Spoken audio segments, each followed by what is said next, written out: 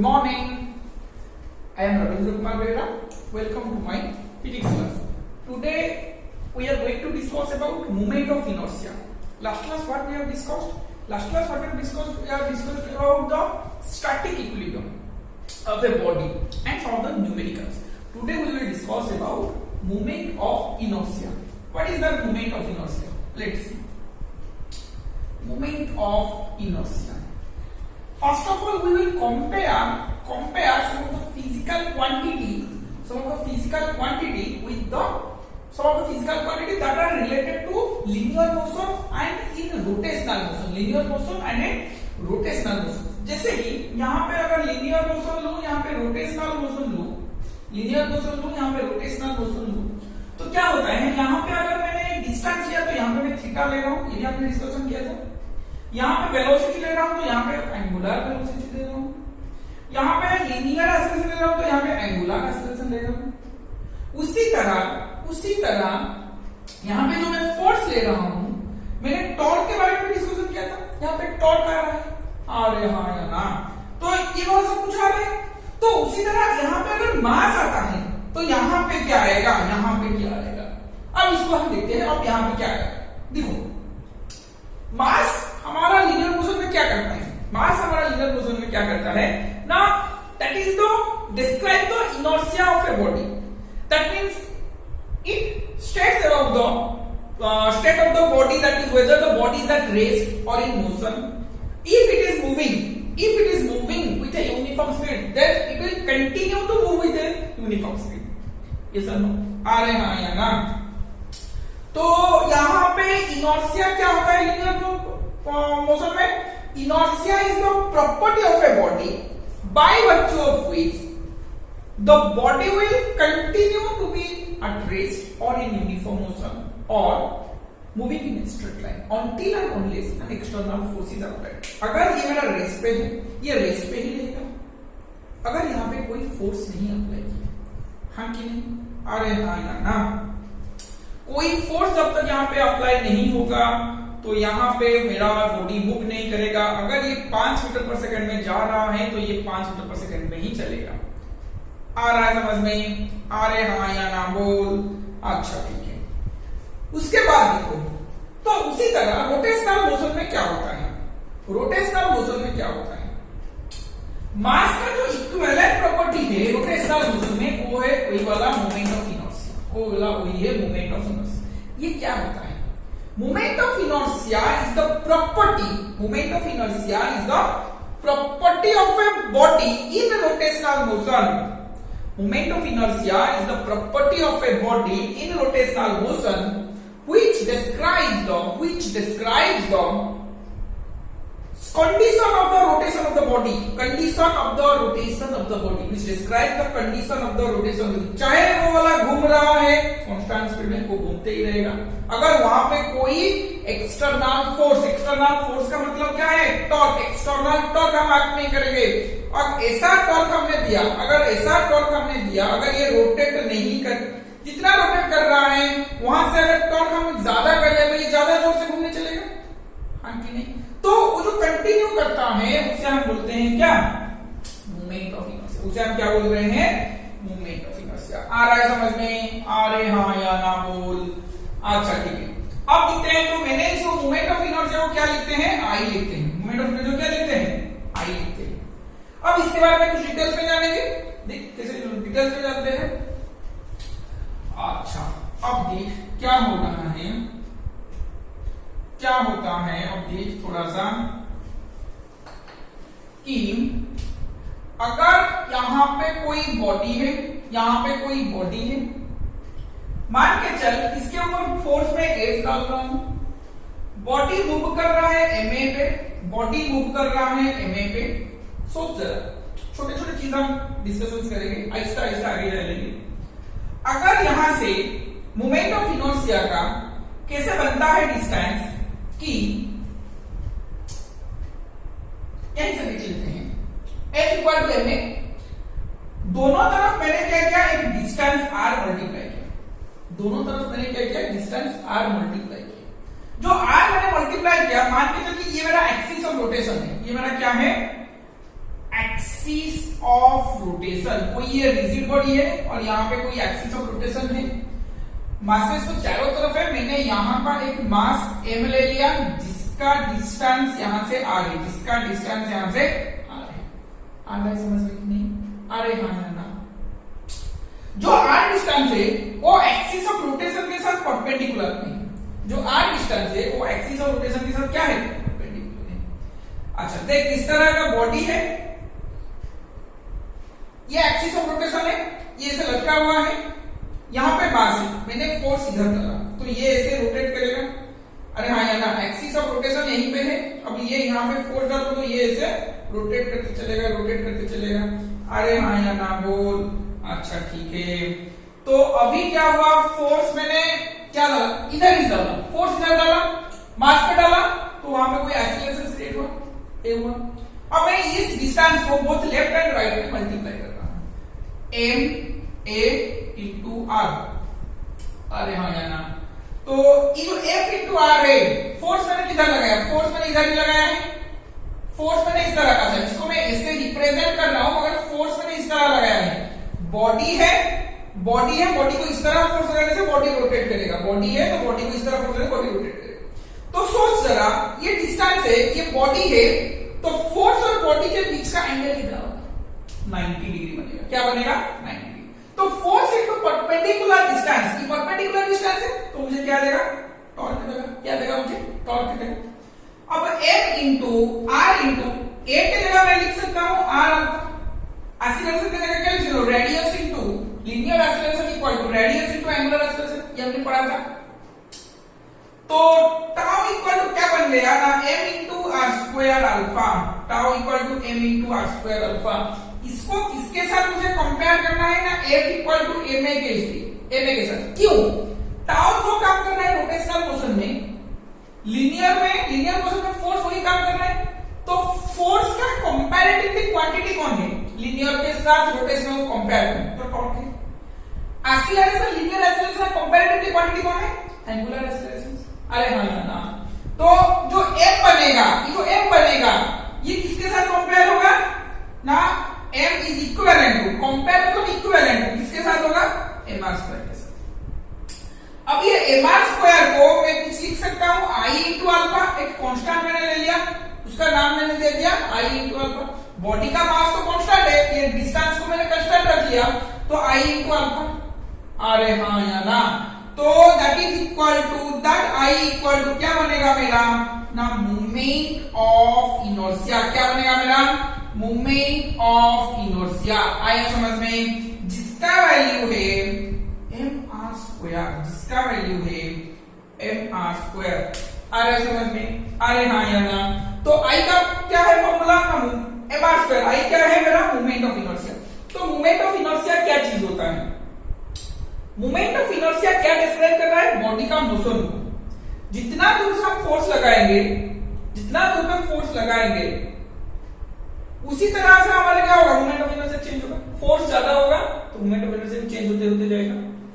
तो moment of inertia body का rotational speed को भी डिस्क्राइब कर रहा है, हाँ कि नहीं? अच्छा ठीक है। अब मोमेंट ऑफ इनर्शिया किसके किसके ऊपर डिपेंड करेगा? Distribution of mass, distribution of mass. जहां पे जितना मास होगा उसी हिसाब से मोमेंट ऑफ इनर्शिया आएगा। Distance of the mass of the particle from the axis of rotation. Axis of rotation से डिस्टेंस के साथ भी ये वाला क्या करेगा? डिपेंड करेगा। अगर यहां पे मैं मास ले लूं तो छोटा सा डिस्टेंस आएगा, दूर ले लूं तो बड़ा सा डिस्टेंस आएगा। अरे समझ में आ रहा है कि नहीं? अरे हाँ या ना? आ रहा है समझ में कुछ कुछ? अरे हाँ या ना? अब उसके बाद क्या बनेगा? अब क्या बनता है मेरा? किसके किसके ऊपर डिपेंड करा? मास डिस्ट्रीब्यूशन के ऊपर, डिस्टेंस ऑफ द पार्टिकल और distance of the mass particle from the axis of rotation, body का शेप के ऊपर भी डिपेंड करेगा, और एक्सिस ऑफ रोटेशन कौन से एक्सिस में घूम रहा है, इधर घूम रहा है कि इधर घूम रहा है, उसके ऊपर भी डिपेंड करेगा। आया समझ में? अरे हाँ ना, तो 4 फैक्टर के ऊपर डिपेंड करेगा। सब नोट डाउन कर लो ये वाला चीज। अब मैं मोमेंट ऑफ इनर्शिया का ये फॉर्मूला से मैं डेफिनेशन बोलता हूं क्या होगा। मोमेंट ऑफ इनर्शिया ये फॉर्मूला के हिसाब से मैं डेफिनेशन बोलता हूं। क्या बनेगा? मास इनटू डिस्टेंस का स्क्वायर। कौन सा वाला डिस्टेंस ना? एक्सिस ऑफ रोटेशन के साथ, एक्सिस ऑफ रोटेशन के साथ मास का डिस्टेंस और परपेंडिकुलर डिस्टेंस। मास जहां पे है वहां से एक्सिस ऑफ रोटेशन का डिस्टेंस मगर परपेंडिकुलर होना चाहिए, ना कि मैं ये बोल सकता हूं अगर यहाँ पे मेरा मास है तो इससे मैं डिस्टेंस लूं तो ये डिस्टेंस मैं कैलकुलेट नहीं करूंगा मोमेंट ऑफ इनर्शिया से। मैं क्या करूंगा, मैं इस डिस्टेंस को जो परपेंडिकुलर डिस्टेंस है वो वाला कैलकुलेट करूंगा। आया समझ में? अरे हाँ या ना? अब ये वाला लिख लो, मैं और कुछ समझाने जाता हूं। ठीक है ठीक है ठीक है। अच्छा, ये tau equal to I R by R, this is the relation between moment of inertia and torque. This is the relation between moment of inertia and torque. अच्छा, और एक चीज देखो यहाँ पे, और एक चीज देखो यहाँ पे क्या बनता है। और एक चीज देखो, सपोज अगर यहाँ पे मेरा एक बॉडी है, यहाँ पे मेरा एक बॉडी है, ये मेरा एक्सिस ऑफ रोटेशन है। आया समझ में कि नहीं? ये मेरा एक्सिस ऑफ रोटेशन है। अब क्या बनेगा, यहाँ पे कोई मास रिजिड बॉडी, टोटल मास मान ले इसका m है, मगर यहाँ पे बहुत सारे पार्टिकल्स हैं, बहुत सारे पार्टिकल्स हैं, तो इसका m1 मास ले और ये इससे डिस्टेंस है परपेंडिकुलर डिस्टेंस r1 पे है। यहाँ पे कोई m2 मास है और ये उससे डिस्टेंस r2 है, और यहाँ पे कोई बॉडी है जिसका डिस्टेंस r3 है, मास उसका m3 है। ऐसे n नंबर ऑफ पार्टिकल्स हैं, n नंबर ऑफ पार्टिकल्स हैं, n नंबर ऑफ पार्टिकल्स है, इसका मास mn है, डिस्टेंस उसका rn है, डिस्टेंस उसका rn है। दिख रहा है सबको? अरे हाँ या ना? अब मैं यहां से कैलकुलेट करूं मोमेंट ऑफ इनर्शिया का डेफिनेशन क्या बनता है कि इट इज द सम, किसका सम? ना product of mass and distance, mass and square of the distance, mass and square of distance. पहले पार्टिकल का मास क्या है? m1, डिस्टेंस क्या है? r1, उसका स्क्वायर है कि नहीं? सेकंड बॉडी का m2 इंटू r2 का स्क्वायर, थर्ड बॉडी का m3 इंटू r3 का स्क्वायर। ऐसे हम चलते जाएंगे तो मैं लिखूंगा mn इंटू rn का स्क्वायर। आया समझ में? अरे हाँ या ना? अरे समझ में कि नहीं? तो ये वाला क्या बनेगा ना, मोमेंट ऑफ इनर्शिया का डेफिनेशन ये बनेगा, moment of inertia of a body is defined as the sum of the product of, किसका प्रोडक्ट? ना product of mass of the body, mass of the particle and square of the distance of the constituting particle from the axis of rotation, and that distance should be perpendicular to the axis of rotation के साथ perpendicular होना चाहिए। Perpendicular नहीं होगा तो यहाँ पे moment of inertia हम कैलकुलेट नहीं कर सकते। आ रहा है समझ में? अरे हाँ या ना? तो ये वाला परपेंडिकुलर होना जरूरी है, परपेंडिकुलर होना जरूरी है। आया समझ में? अरे हाँ या ना बोल। तो आई क्या बनेगा? आई क्या बनेगा ना, m1 इंटू r1 का square plus m2 into r2 का स्क्वायर, m3 r3 से बन गया। तो मैं लिख सकता हूं summation of m into r का square, summation of m into r का स्क्वायर। अरे हाँ या ना बोल? ये मैं लिख सकता हूं कि नहीं? Summation of m into r का स्क्वायर में लिख सकता हूं ना, जहां से mi इंटू ri का स्क्वायर, जहां पे i इक्वल टू 1 बनेगा और कहां तक जाएगा? i इक्वल टू n तक जाएगा।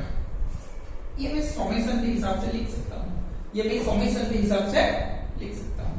आ रहा है सबको समझ में ना? इसमें कोई दिक्कत वाली बात, इसमें कोई दिक्कत वाली बात नहीं है। तो मोमेंट ऑफ इनर्शिया क्या बन गया ना, I इंटू, और मैं ब्रॉडली लिखूं तो कोई भी एक मास ले लो, सेंटर ऑफ मास के हिसाब से ले लो, सेंटर ऑफ मास को हम m लिख सकते हैं, पूरा मास हम यहाँ पे कॉन्स्टिट्यूट करते हैं, और टोटल डिस्टेंस को मान के चल कि r हो गया, सेंटर ऑफ मास से distance I equal to m r square. This is the formula, this is the formula where I is the perpendicular distance from the particle to the axis of rotation, from the particle to the axis of rotation, but it is the perpendicular distance। आ गया समझ में? अरे हाँ या ना? अब चलते हैं नेक्स्ट को चलेंगे क्या? ठीक है, नेक्स्ट को चलते हैं। तो नेक्स्ट को चलने से मैं क्या कर रहा हूं, थोड़ा इसमें ठीक है, मान के चल। अच्छा, यहां पे और एक कॉन्सेप्ट में बता देता हूं, क्या चीज है वो वाला।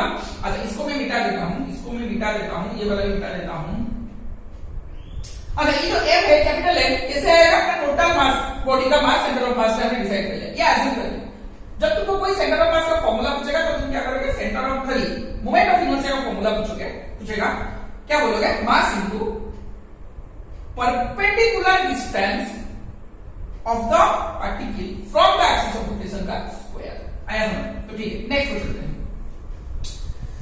मोमेंट ऑफ इनर्शिया का थोड़ा थोड़ा कंसेप्ट सबको शायद समझ में आ गया होगा, अच्छी तरह से लिख लो। इसका न्यूमेरिकल भी हम करेंगे, इसका न्यूमेरिकल भी हम करेंगे। नेक्स्ट को देखते हैं, नेक्स्ट को देखते हैं radius of gyration, radius of gyration, gyration बोल सकते हो, जाइरेशन बोल सकते हो, कुछ भी बोल सकते हो। अब देखो रेडियस ऑफ क्या बनेगा मेरा, जाइरेशन। रेडियस ऑफ जाइरेशन क्या बनेगा, यहां से ये बोल रहा है कि टोटल बॉडी का, मान के चलो एक ऐसा पॉइंट कंसीडर करो, मान के चलो एक ऐसा पॉइंट में यहां पे एक पॉइंट कंसीडर कर रहा हूं, देख इधर, जिसका मास टोटल है, वहां पे सब मास कंसेंट्रेटेड है, सब मास यहां पे कंसेंट्रेटेड है, मतलब कोई सेंटर ऑफ मास ही होगा, यहीं पे कोई होगा। मैं यहां पे ले रहा हूं, कोई दिक्कत वाली बात है इसमें, मैं काम करता हूं, इससे ऐसे कर लेता हूं, आया समझ में, इस तरह का कोई बॉडी है, तब इसका जो डिस्टेंस बनेगा ये बनेगा कोई कैपिटल, कोई कैपिटल, सबका मास m है, सबका मास m, सॉरी सबका मास m है, हाँ कि नहीं। जहां पे छोटे छोटे पार्टिकल्स जो पे है सबका मास m है, आया कि नहीं समझ में। रेडियस ऑफ गायरेशन क्या बोल रहा है कि एक ऐसा पॉइंट चूज करो जहां पे टोटल बॉडी का मास कॉन्सेंट्रेटेड होगा, हम एज्यूम करते हैं यहां पे सारे मासेस हैं, वो पॉइंट से एक्सिस ऑफ रोटेशन को, वो पॉइंट से एक्सिस ऑफ रोटेशन के साथ जो परपेंडिकुलर डिस्टेंस बनेगा, उस पॉइंट से एक्सिस ऑफ रोटेशन के साथ जो परपेंडिकुलर डिस्टेंस बनेगा वही मेरा है रेडियस ऑफ गायरेशन, वही मेरा क्या है रेडियस ऑफ गायरेशन। कैसे होता है, पहले वही वाला ले लो, क्या ले लो हम, रेडियस ऑफ गायरेशन डेफिनेशन समझ में आ गया ना। अब चलते हैं उसका एक्सप्रेशन, क्या मैं लिखूं कि I equal to moment of inertia equal to क्या लिखूंगा मैं, m इंटू r1 का square plus m into r2 का स्क्वायर, इस तरह का चलूंगा तो m इंटू r1 का स्क्वायर आएगा। अब यहाँ पे एक्सप्रेशन में यहाँ पे लिख लेता हूँ, m कॉमन ले लिया, r1 का स्क्वायर प्लस r2 का स्क्वायर, इस तरह मैं चलूंगा rn के स्क्वायर के साथ, हाँ कि नहीं। कितना नंबर ऑफ पार्टिकल्स है, n नंबर ऑफ पार्टिकल्स, कितना नंबर ऑफ पार्टिकल्स है, n नंबर ऑफ पार्टिकल्स है, तो m इंटू m बनेगा r1 का स्क्वायर प्लस r2 का स्क्वायर प्लस rn का स्क्वायर बाई n। आया कि नहीं समझ में, अरे हाँ या ना। m इंटू n, स्मॉल है मतलब एक इंडिविजुअल का पार्टिकल, क्या मल्टीप्लाई हुआ, n नंबर ऑफ पार्टिकल्स। मान के चलिए यहाँ पे 5 पार्टिकल है और टोटल का मास है 10, टोटल का मास है 10, बॉडी का टोटल मास क्या है 10 है। सोच जरा ठीक से, मान के चल कि मेरे पास 5 पार्टिकल है, ईच पार्टिकल का मास 2 kg है, 5 पार्टिकल्स हैं, ईच पार्टिकल का मास 2 kg है, मैं एक 2 kg के साथ 5 मल्टीप्लाई कर लूं, क्या बनेगा, टोटल बॉडी का मास की नहीं, तो क्या बना, कैपिटल है, मास ऑफ द रिजिड बॉडी। और ये कहां पे है, सेंटर ऑफ मास पे, कहां पे है, सेंटर ऑफ मास पे है, मान के चल। तो ये क्या हुआ, r1 का स्क्वायर प्लस r2 का स्क्वायर अप टू rn का स्क्वायर, सेंटर ऑफ मास मतलब जहां पे हम एक ऐसा पॉइंट कंसीडर कर रहे हैं जहां सारे मासेस वहां पे होगा, तो r1 का स्क्वायर प्लस r2 का स्क्वायर अप टू rn का स्क्वायर बाई n बना। तो ये तो याद आ गया, तो ये जो बनेगा, ये जो बना है मेरा, इसको मैं कोई डिस्टेंस के ले रहा हूं, k का स्क्वायर, क्या ले लो, k का स्क्वायर। क्यों लिया, क्योंकि मोमेंट ऑफ इनर्शिया क्या है, मास इनटू परपेंडिकुलर डिस्टेंस का स्क्वायर, वही तो k है, वही जो k बनेगा यहाँ पे। अच्छा मान के चलिए ये k मेरा बना, ये मेरा k है, r लिखने से होगा, कोई दिक्कत वाली बात इसमें नहीं है। तो ये अच्छा मैं यहाँ पे क्या ले लूं, तुम्हारे हिसाब से मर्जी से r ले लूं, तुम्हारे हिसाब से मैं r ले रहा हूं, कंफ्यूजन मत होना, r स्क्वायर कैपिटल r का स्क्वायर, अरे हाँ या ना। अब जो बनेगा कैपिटल r का स्क्वायर बना, क्या बना, ये वाला एक्सप्रेशन कि r1 का स्क्वायर प्लस r2 का स्क्वायर अप टू मैंने r1 के स्क्वायर तक चला डिवाइडेड बाई n। अरे हाँ या ना, अरे हाँ या ना। तो r इक्वल टू क्या बनेगा, सॉरी ये जो r स्क्वायर बना, ये बना था r स्क्वायर इक्वल टू ये वाला फॉर्मूला तो r क्या बनेगा ना, स्क्वायर रूट ऑफ r1 का स्क्वायर प्लस r2 का स्क्वायर अप टू कहां तक आएगा, rn का स्क्वायर बाई n, rn का स्क्वायर बाई n। आया समझ में, आ रहे हाँ या ना बोल, r1 का स्क्वायर प्लस r2 का स्क्वायर rn का स्क्वायर बाई n। आ रहा है समझ में, अरे हाँ या ना। ये मेरा क्या बन गया ना, रेडियस ऑफ गायरेशन। तो रेडियस ऑफ गायरेशन का एक्चुअल में स्टेटमेंट क्या है, देखो ठीक से, radius of gyration of a body about its axis of rotation, about its axis of rotation may be defined as the distance from the axis of rotation, distance from the axis of rotation at which if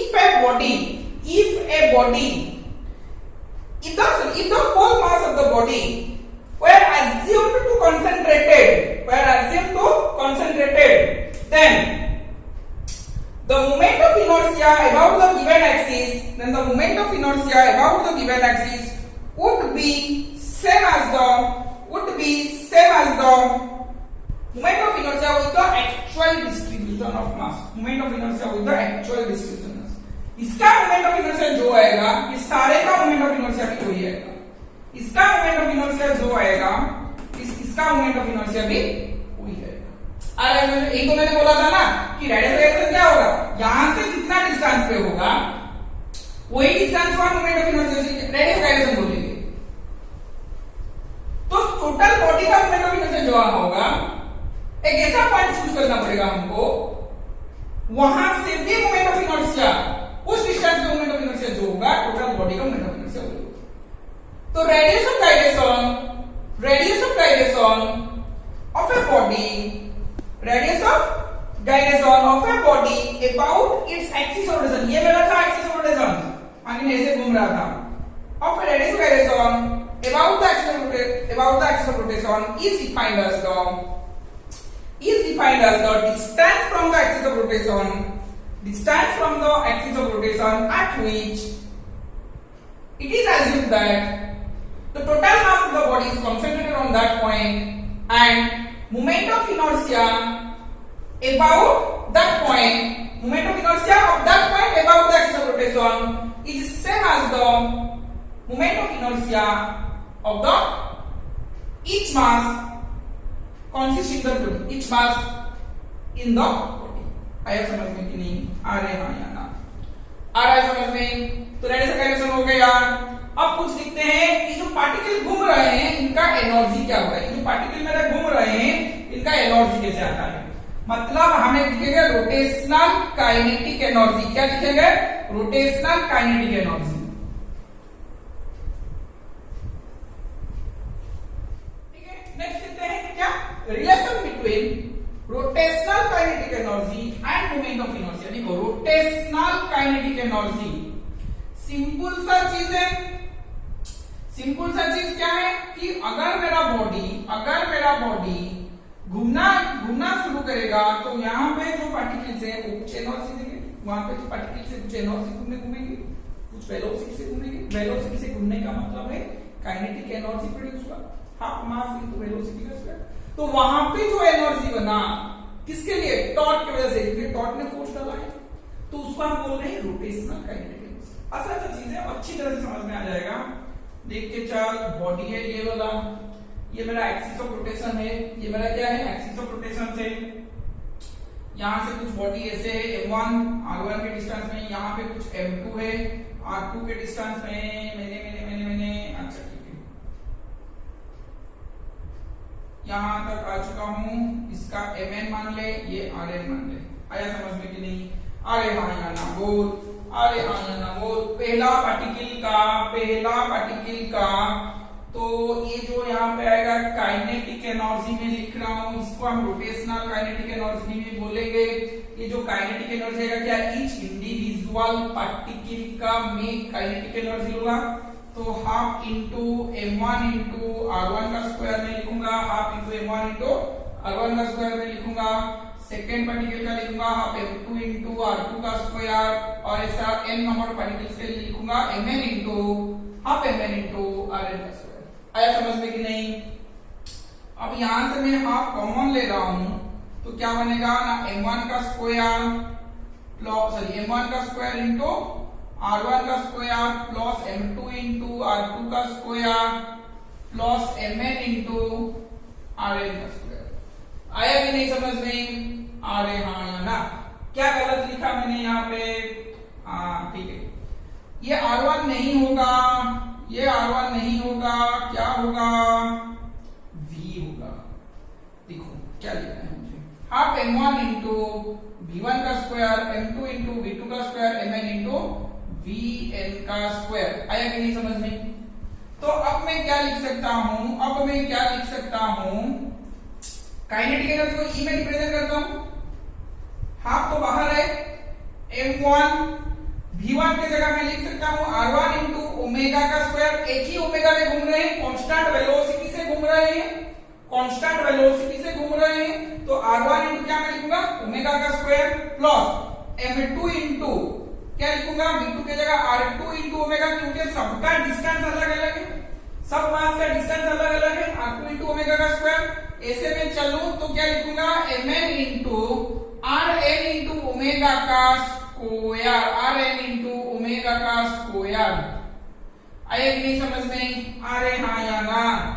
तो half ये common है, half यहाँ पे common है, क्या बनेगा अंदर का पार्ट m1 r1 का स्क्वायर इंटू ओमेगा का स्क्वायर प्लस m2 r2 का स्क्वायर ओमेगा का स्क्वायर। इस तरह मैं चलूं तो mn rn का स्क्वायर ओमेगा का स्क्वायर, rn का स्क्वायर इंटू ओमेगा का स्क्वायर।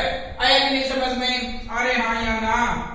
तो ओमेगा स्क्वायर में बाहर आ सकते लगता हूं क्योंकि सब में कॉमन है, तो अंदर क्या आएगा E equal to half omega square m1 into r1 का स्क्वायर m2 इंटू r2 का स्क्वायर। इस तरह कहां तक आ गया mn इंटू r1 का rn का स्क्वायर। तो ये वाला क्या बनेगा m1 इंटू r1 का square plus m2 into r2 का square up to mn into r1 का स्क्वायर, मास इंटू रेडियस का स्क्वायर। हाँ ठीक है, समेशन है। तो हाफ इससे मैं क्या लिख सकता हूं, मोमेंट ऑफ इनर्शिया तो वही है ना, ये वाला चीज मोमेंट ऑफ इनर्शिया, तो हाफ आई इंटू ओमेगा का स्क्वायर, ये मेरा बना kinetic energy equal to half into I into omega square. ये मेरा रोटेशनल काइनेटिक एनर्जी क्या बनेगा formula, half I into omega square. देख उसी सिंबल है, हाफ mv स्क्वायर हम लिख रहे थे, लीनियर में क्या लिख रहे थे, हाफ mv स्क्वायर लिख रहे थे। मैंने क्या बोला है तुमको, जो लीनियर में मास है वही वाला काम क्या है यहाँ पे कौन करता है, मोमेंट ऑफ इनर्शिया तो करता है ना। तो यहाँ पे जो वेलोसिटी है यहाँ पे क्या है, वो एंगुलर वेलोसिटी, तो वही वाला है ना half into I into omega square. अरे हाँ या ना बोल, अरे हाँ या ना? अगर मेरा ओमेगा इक्वल टू 1 हो गया, अगर ओमेगा मेरा 1 हो गया तो ई इक्वल टू क्या बनेगा, हाफ आई बनेगा। आई इक्वल टू 2 भी हम लिख कब जब हो गया अगर ओमेगा 1 रेडियन पर सेकंड होगा। ये बात समझ में आ गया? अरे हाँ या ना बोल। अब हम छोटे छोटे न्यूमेरिकल्स करेंगे based on the moment of inertia. ठीक है ठीक है ठीक है, जल्दी जल्दी लिख लो, जल्दी जल्दी लिख लो, स्क्रीन को पॉज करके मिटाने जा रहा हूं।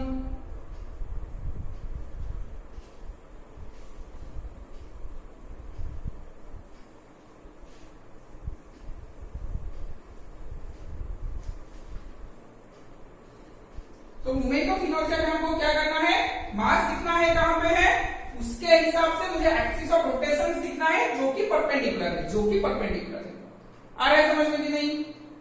अब देखिए बहुत आसान सा सवाल मैं दे रहा हूं, बहुत आसान सा सवाल मैं दे रहा हूं कि यहां पे कोई मास है, यहां पे मेरा एक्सिस ऑफ रोटेशन है। आया कि नहीं समझ में? ये मेरा एक्स एक्सिस है, बहुत आसान सा, ये मेरा मास है 1 kg जिसका डिस्टेंस है 1 मीटर, x इक्वल टू 0 से है, ये मेरा एक्सिस ऑफ रोटेशन है, इस तरह का घूम रहा है। ये मेरा 2 kg बॉडी है जिसका मास है, जिसका डिस्टेंस 2 मीटर, इससे मेरा कहां तक गया है 10 kg तक गया है, 10 kg तक गया है, इतना डिस्टेंस पे 10 मीटर पे। आ रहा है समझ में कि नहीं? अरे हाँ या ना बोल, अरे हाँ या ना बोल। अच्छा अब इसका मोमेंट ऑफ इनर्शिया निकालना है। अब इसका moment of inertia about the axis of rotation, axis of rotation को मैं AB दे रहा हूं। पूछेगा देखो इस तरह का क्वेश्चन कि find the moment of inertia of the system of the body about axis AB, about axis AB कैसे करेंगे देखो, कैसे करेंगे देखो, बहुत आसान सा चीज है। आई AB मुझे अगर कैलकुलेट करना है तो मैं मास क्या लूंगा 1 लूंगा, डिस्टेंस क्या लूंगा इसके लिए 1 का स्क्वायर ही लिखूंगा।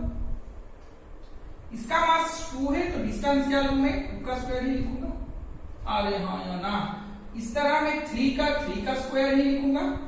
अरे हाँ ये नहीं, 3 kg होगा तो 3 डिस्टेंस मीटर डिस्टेंस में होगा, प्लस कहां तक जाऊंगा ना 10 kg बॉडी डिस्टेंस में लिखूंगा 10 का स्क्वायर। तो ये किस तरह का एक सीरीज बन रहा है, 1q plus 2q plus 3q, कहां तक मुझे जाना है 10q, ये मेरा IAB बनेगा। इसका फॉर्मूला तुम खुद बनाओगे, ये सीरीज का फॉर्मूला तुम खुद बनाओगे। अरे हाँ या ना, ये फॉर्मूला का आंसर जो है मुझे कमेंट्स में लिखो, ये फॉर्मूला का ये क्वेश्चन का आंसर जो आएगा मुझे कमेंट्स में लिखो। हाँ या ना, आ रहा है समझ में कि नहीं? अरे हाँ या ना। डिस्टेंस क्या आएगा kg into metre square, sorry units क्या आएगा इसका, मास का kg, डिस्टेंस का metre square, kg into metre square में आएगा। और इसका फॉर्मूला जो है इस सीरीज का फॉर्मूला तुम पढ़े हो मैथ पे, इसका आंसर मुझे कुछ करके कमेंट्स में लिखो।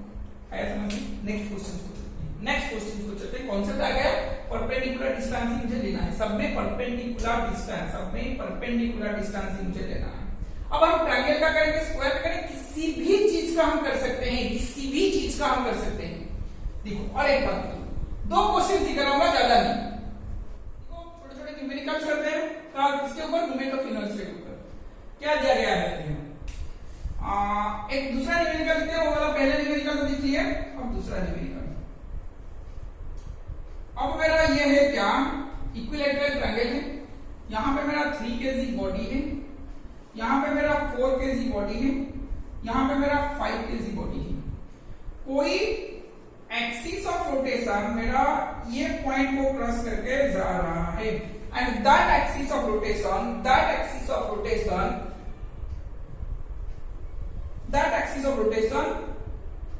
क्या कर रहे हैं, इस तरह का जा रहा है, और प्लेन पे अपने ही प्लेन पे है, ट्रायंगल ये है तो इस तरह ही है। तो जाहिर सी बात है ये लाइन को परपेंडिकुलर ही होगा। मुझे क्या करना पड़ेगा, ये वाला A और B है, find movement of inertia, about axis AB as shown in the figure which passes to the plane of the plane पे ही करेंगे। तो क्या करते हैं हम इसका, इक्विलैटरल ट्रायंगल दिया गया है, इसका डिस्टेंस मुझे 10 मीटर दिया है, सबका 10 मीटर दिया गया है। अब इसका कैसे करेंगे, मुझे क्या निकालना पड़ेगा, IAB, कैसे निकालेंगे, IAB के हिसाब से मुझे 3 kg का मोमेंट ऑफ इनर्शिया निकालना पड़ेगा, 4 kg का मोमेंट ऑफ इनर्शिया निकालना पड़ेगा, 5 kg, I 3 kg, I 4 kg, I 5 kg का निकालना पड़ेगा। अरे हाँ या ना, तो अगर सबका निकालना पड़ा तो मुझे क्या बनेगा, ये जो 3 kg, 4 kg और जो 5 kg बना, क्या होगा, यहाँ पे मुझे कुछ डिस्टेंस लेना पड़ेगा, परपेंडिकुलर डिस्टेंस। 4 kg का परपेंडिकुलर डिस्टेंस मतलब बॉडी से एक्सिस का डिस्टेंस क्या बनेगा, 0 बनेगा। 3 kg का कौन सा डिस्टेंस बनेगा, 3 kg का डिस्टेंस ये वाला बनेगा। ये कितना होगा, यहां से ये क्या करेगा, बाइसेक्ट करेगा, तो यहां से जो डिस्टेंस यहां तक होगा वहीं से यहां तक होगा, तो ये वाला 10 है, तो ये कितना बनेगा 5, तो क्या होगा ना 3 इंटू डिस्टेंस का स्क्वायर, 3 इंटू डिस्टेंस का स्क्वायर। अब ये 5 का क्या बनेगा, 5 kg इंटू डिस्टेंस का स्क्वायर कितना बनेगा, 10 का स्क्वायर। अरे हाँ या ना, बोल, हो गया समझ में। 5 का स्क्वायर कितना बनेगा, 25 + 3 75 प्लस 100 into 5 that is 500, तो क्या बनेगा 575 kg into मीटर का स्क्वायर। IAB क्या बना मेरा, 575 kg into मीटर का स्क्वायर। आया समझ में? अरे हाँ या ना, ये वाला हो गया। अब इसका दूसरा क्वेश्चन भी आता है, कैसे देगा ना, अगर मेरा एक्सिस तो यहाँ पे है, ये वाला एक्सिस ऐसे ही पास करेगा, यहाँ पे एक्सिस ऐसे ही पास करेगा, तो वही आसान सा चीज हो जाएगा। अगर मेरा एक्सिस इधर चलता है, खुद कर लेना ये वाला, मैं बता देता हूं, अगर यहाँ पे चल रहा है तो इसका मोमेंट ऑफ इनर्शिया 0 आ जाएगा। अब इसका जो डिस्टेंस बनेगा क्या बनेगा, 5 बनेगा, और इसका डिस्टेंस भी 5 बनेगा, तो क्या आएगा ना 4 into 5 का स्क्वायर प्लस 5 into 5 का स्क्वायर, ये वाला आएगा। अरे हाँ यार, अगर मेरा कोई डिस्टेंस अल्टीट्यूड के साथ, ये उसका अल्टीट्यूड है ना, तो ये अल्टीट्यूड के साथ ही पास कर रहा होगा। आया समझ में कि नहीं? अरे हाँ ना, ठीक है। उसका एक दूसरा क्वेश्चन आता है, कैसे आएगा, कहां हो सकता है, यहाँ पे मैंने एक्सिस ले लिया, यहाँ पे मैंने एक्सिस ले लिया, यहाँ पे ये कर सकते हो, इस तरह भी एक्सिस तुम ले सकते हो। अरे हाँ या ना, ठीक है, खुद कर लेना, डिफरेंट क्वेश्चंस खुद ट्राई कर लेना। मैं एक तरीका बता देता हूँ कैसे क्वेश्चन आ सकता है, ये खुद करोगे। वही ट्रायंगल वाला का केस है, ये मेरा ट्रायंगल है, देखो अच्छी तरह से, ये मेरा ट्रायंगल है ABC और ये मेरा इसका जो मीडियन से, इसका क्या है, मीडियन से इक्विलैटरल ट्रायंगल है। एक्सिस कैसे जा रहा है ना, एक्सिस मेरा सेंट्रोइड को परपेंडिकुलर है, इस तरह जा रहा है, सेंट्रोइड को पास करके इस तरह परपेंडिकुलर है, मतलब प्लेन को परपेंडिकुलर है। ये मेरा यहाँ पे ट्रायंगल है, इस तरह का है, तो कौन सा डिस्टेंस बनेगा, कौन सा वाला डिस्टेंस बनेगा? डिस्टेंस मेरा क्या आ सकता है, बोल, डिस्टेंस मेरा क्या लूं मैं, डिस्टेंस में क्या लूं? ये जो है Z मान के चलिए, ये मेरा O है, ABC ये मेरा सेंट्रोइड O है, तो जो भी जाएगा वो क्या होगा, मेरा ये मीडियन है ना, तो मीडियन को ही परपेंडिकुलर होगा, मास कहां पे है, मान के चलिए यहाँ पे है M1 मास, ये खुद करोगे, कोई वैल्यू लेके खुद कर सकते हो, M3 है, हाँ कि नहीं? तो I क्या बनेगा, M1 के हिसाब से ये मेरा O है, तो M1 into AO का स्क्वायर बनेगा।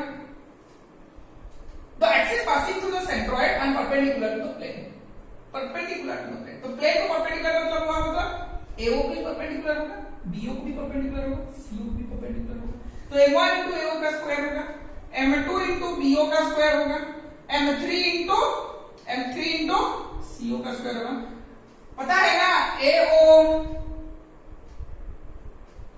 M3 into CO का स्क्वायर, पता है ना, AO इक्वल टू BO होता है, इक्वल टू CO होता है। कैसे बात निकालोगे, ये हाइट निकालोगे, पता है कैसे निकाल सकते हो? अरे हाँ कि नहीं, अरे हाँ या ना, ये वाला A है, अब यहाँ पे यहाँ से यहाँ तक A/2 बना, अरे हाँ या ना, ये वाला 30 डिग्री बनेगा, अरे हाँ या ना। अब यहां से निकाल सकते हो, ये यहां से यहां का डिस्टेंस खुद निकालोगे, यहां से यहां का डिस्टेंस खुद निकालोगे। कैसे निकालोगे बता देता हूं। OBK ट्रायंगल है, ट्रायंगल OBK में मुझे साइन नहीं कॉस निकालना है, क्योंकि ये PB है, तो cos 30 का वैल्यूज होगा D/H BK/OB, तो cos 30 कितना है, √3/2, BK कितना है, A/2 डिवाइडेड बाई OB, तो मुझे क्या मिलेगा, OB equal to A/2 divided by √3/2, 2 cancel out हो गया, तो OB क्या बना मेरा, A/√3। आया कि नहीं समझ में? कुछ भी वैल्यूज है, साइड मेरा A है, कुछ भी वैल्यूज है, तो ये निकाल सकते हो। अरे हाँ या ना, हो गया ये वाला चीज। नेक्स्ट क्वेश्चन वही मैं सॉल्व नहीं करूंगा, वही स्क्वायर का क्वेश्चन मैं दे रहा हूँ, स्क्वायर हो रेक्टेंगल हो कोई भी हो तुम खुद करोगे। अच्छा एक रेक्टेंगल का दे रहा हूँ तो स्क्वायर तुम खुद ही सॉल्व करोगे। क्या बनेगा रेक्टेंगल में, मान के चलिए ये मेरा है बॉडी, इसका लेंथ है A, ब्रेथ है B, मास M1, मास M2, मास M3, मास M4, कोई एक्सिस इस तरह पास कर रहा है, कोई एक्सिस इस तरह का पास कर रहा है, ये एक्सिस पे। आया कि नहीं समझ में? ये मेरा M4 है। कैसे निकालोगे?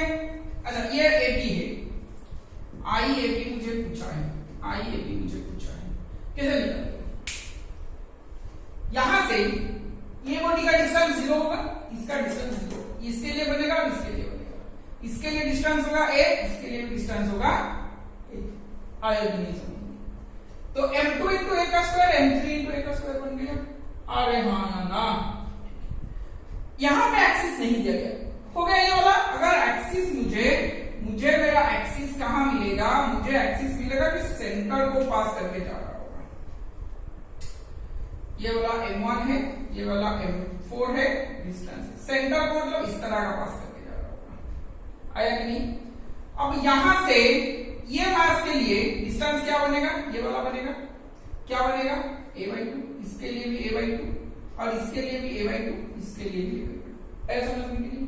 परपेंडिकुलर, इसको परपेंडिकुलर चारों होंगे।